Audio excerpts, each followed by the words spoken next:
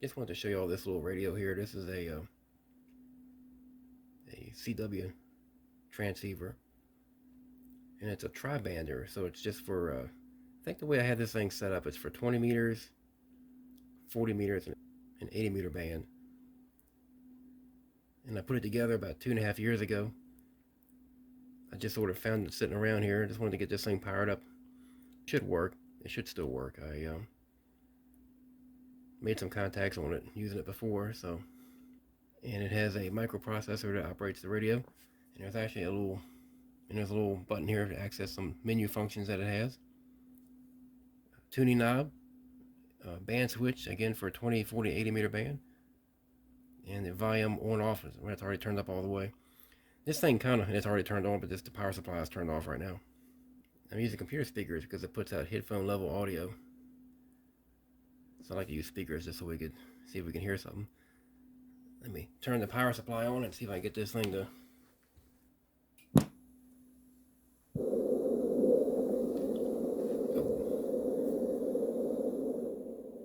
Cool. Well, hearing something, that's good. This should be the 20 meter position. And yeah, when it starts up around. So right now it should be on 14.060.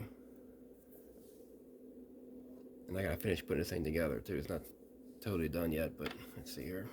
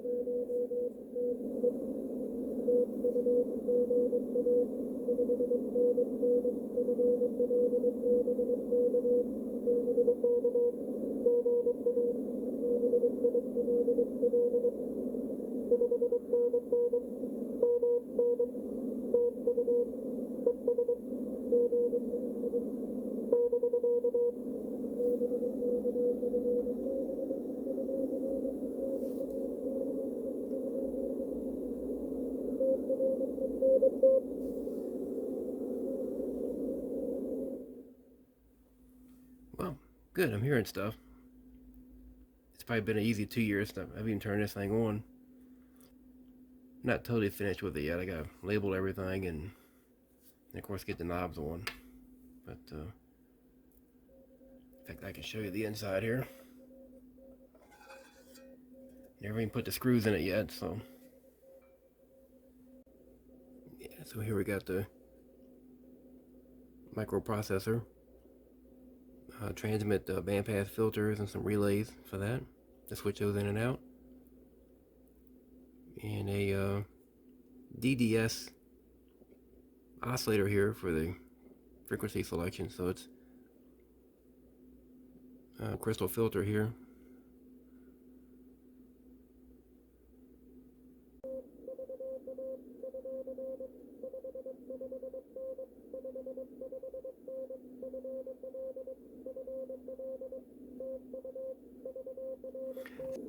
Let me tune down the band so I can find some more here.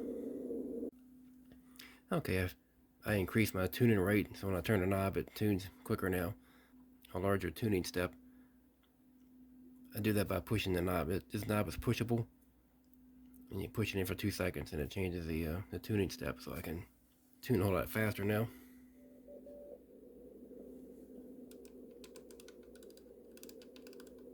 Just try to get down the band here a little bit.